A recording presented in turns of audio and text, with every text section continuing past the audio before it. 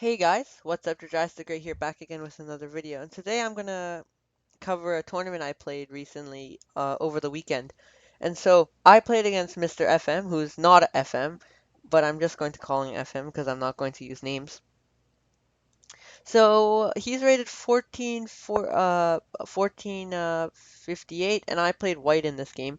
And so me being around 400-ish, 390-ish points higher than him, I decided to play I decided that I had to win the game because if I didn't win, if I drew or I lost, then I would lose a lot of rating points, and my chance of winning the tournament would go down a lot.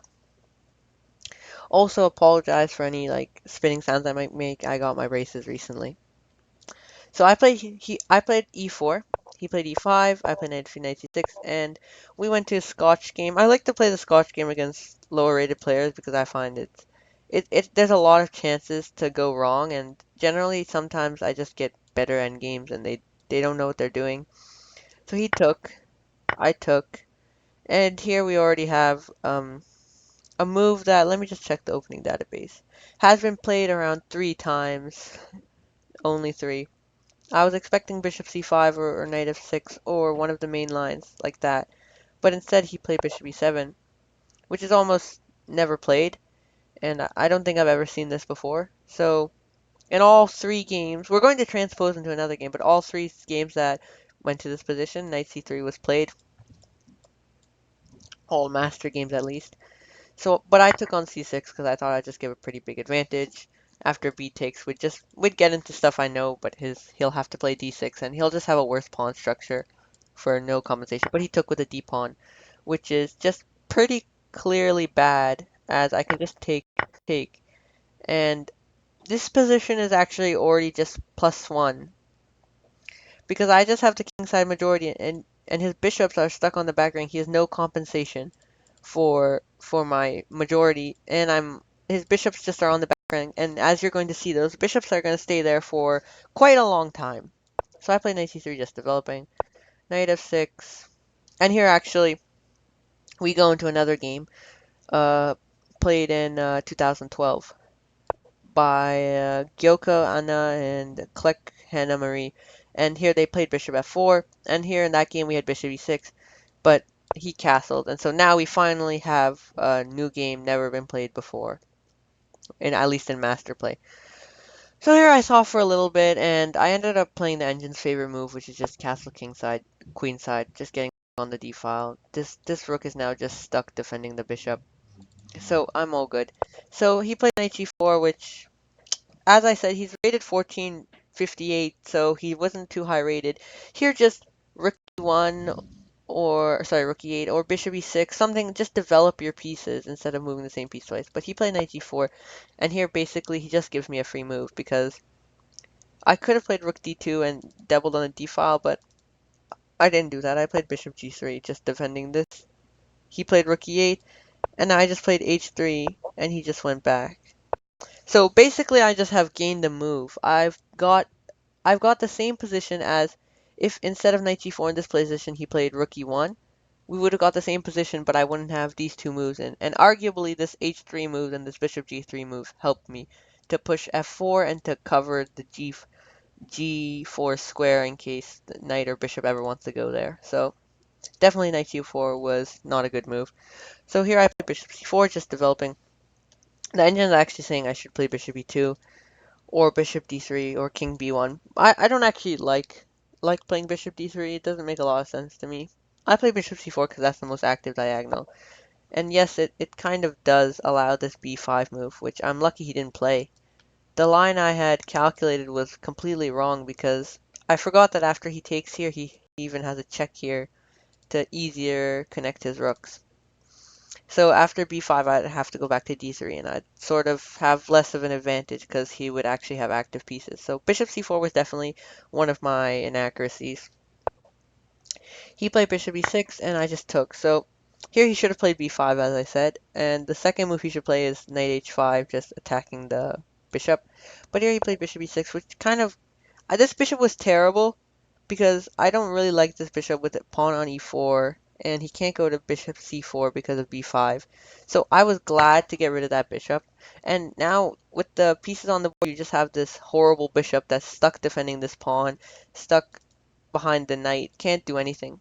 And here he again played a quite strange move. He played f takes, which I was sort of surprised by. I thought definitely he'd take with the rook and try to double, but it's already getting pretty hopeless because this pawn on c7 is just being attacked by the bishop so that this bishop can't move. So here I don't know if I played a very good move. I played e5. e5, I just wanted to create a square for my knight to just completely dominate this bishop so he has no squares.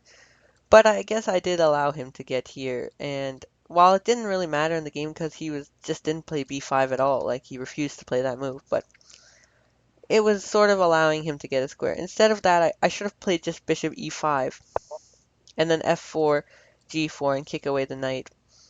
It seems a lot simpler, this, just not allowing b5 and knight d4, but I just missed that in the game. So I played e5, he played knight d5, and here apparently I... Oh no, never mind. I played knight e4, which is the best move. He played b6, stopping my knight c4, but I don't really have a knight c5, I mean, sorry, in this position. Here he should just play b5, preventing me from playing c4, and here I would probably play something like knight c5 or f3 or f4 or something like that. But there really is no threats here. And while white is better, it's a lot. I'm not a lot more better than what actually happened in the game. He played b6, which stops knight c4, which wasn't even a threat. I wanted to play b4, and here if he goes here, then I'm going to play a3, and he'll have to go back. So he played knight e7, looking to get into f5, and so I had to sort of I didn't want my bishop on h2 because I'm going to play f4 eventually. So instead I played f4. Also another fault to e5 was that it kind of blocks the connection between this. But it doesn't really matter because after f4 his bishop still can't move. So here he played knight f5, which looks like a human move, but knight g6 is the best move, and it actually made a lot of sense to me. This bishop is going to be at least stuck for a little bit. I'm going to have to play like bishop h2, and then g3 and then here to defend my pawn. But he played knight f5, which allows me to play bishop f2. He played bishop h4, which is just clearly terrible because I just played g3 and he can't go here because then his knight will have basically no squares. So he just had to go back. So basically he just gave me the move in a position where the tempos were quite critical. So I bring my rook to d7 with that move. He bring his rook to e7. Here it's around +3 just because I have so much dominance over the position. I played rook here, and he either has to go back or trade, and going back would just lose. He'll just lost 3 tempos in a row. So he took, and here the engine is saying play h5 and try to somehow undermine my structure. But here he played c5. Don't really understand the purpose of c5. But c5 played. I actually think now I understand. The point is that he wants to play c6 and and I actually don't understand. Yeah, because c6 just loses this control here. So I don't really understand c5 at all. I don't think that move makes any sense.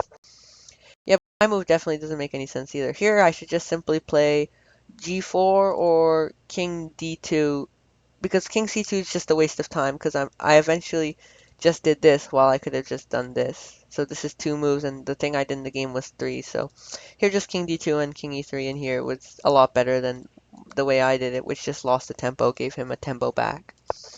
I played king c2. He played rook c8, still just...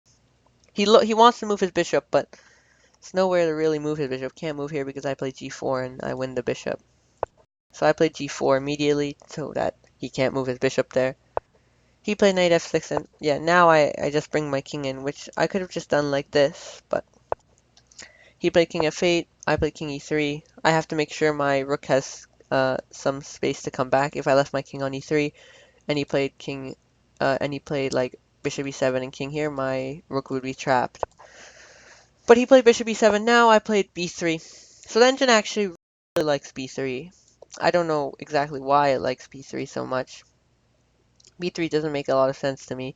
I only played b3 because I just wanted to wait. I wanted him to play rook fd8 or rook cd8 because if we trade rook, it's just clearly winning because I have kingside majority, and that was the main theme in this game. I just have the kingside majority. He can't really do much, so I just played B hoping he would play this move, and also just generally an improving move and improves my structure. Now there's absolutely no way for him to get a passed pawn on the queen side, so he played king e8, which made me happy because it seems like he's gearing up to play rook fd8, and I played rook d2 because just defends my pawn, and the rook on d1, it's basically the same as on d3 or d2 if he plays this move, but I figured that if he like maybe goes back here or something like that, then the rook on d2 is the best. But he played here, which now I think it's kind of just a technical win.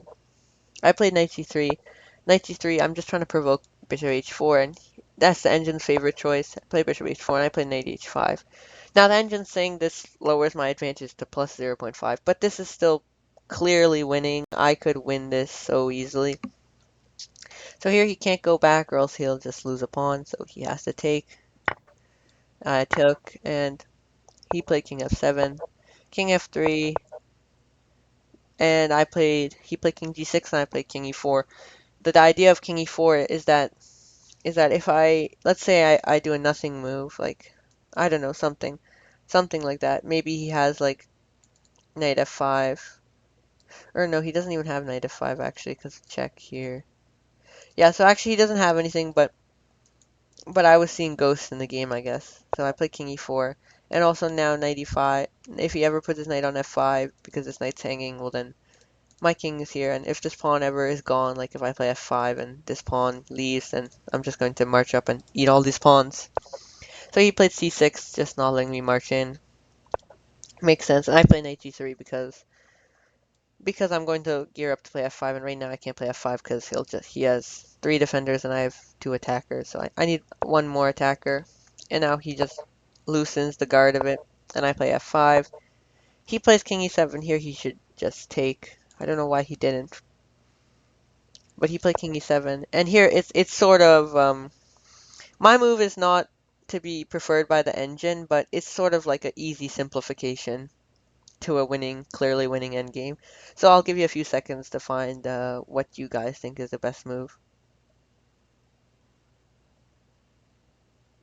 Okay, so the engine's favorite move is either king f4 or king f3. King f4 is the best move, apparently. But my move, I think, it's just really, really simple. I just took here. And so if he doesn't take, like if he plays like a g6 or something, well then I'm just going to, maybe I'll just play like this or something, but I'll still have the passed pawn here. But he took, which makes things so much easier because after knight f5, he can't move his knight because I'm attacking here, so he has to take.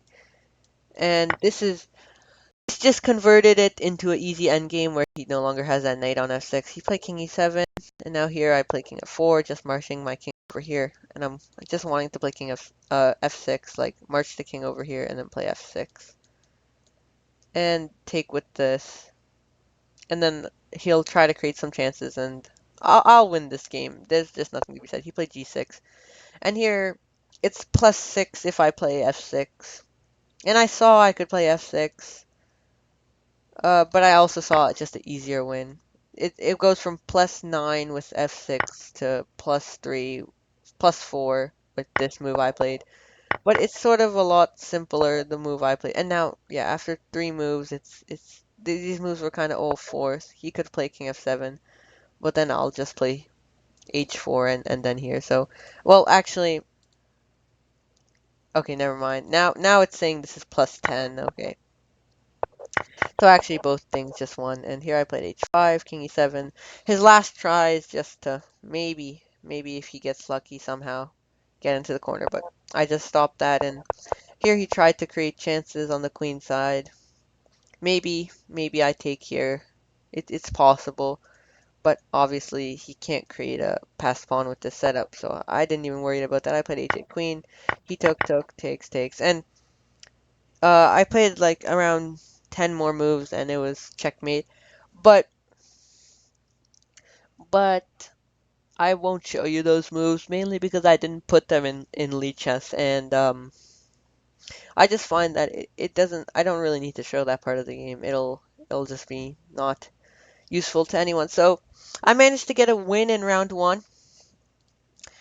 And so it just shows that he kind of was just doing nothing the whole game, just trading pieces after the opening, where if he trades pieces, I just have a simple kingside majority. Like it's very simple, easy win.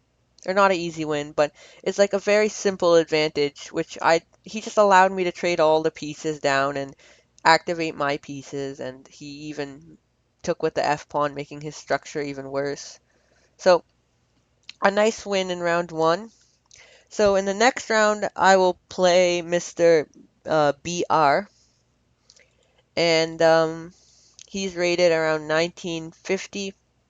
And by the way, this time control was 75 minutes. So for the first two rounds, it was 75 minutes, and then for the three rounds after that, it was a 5 round tournament. It was 2 hour plus 30-second delay. So this game was a shorter game, so that the higher rated players have a little more chances to beat the lower rated ones. And you could have picked this or all 2 hour games. I think it doesn't really make that big of a difference. So that's the end of today's video, guys. If you liked the video, please remember to leave a like, comment, or and subscribe. And that's the end of today's video, guys. Bye.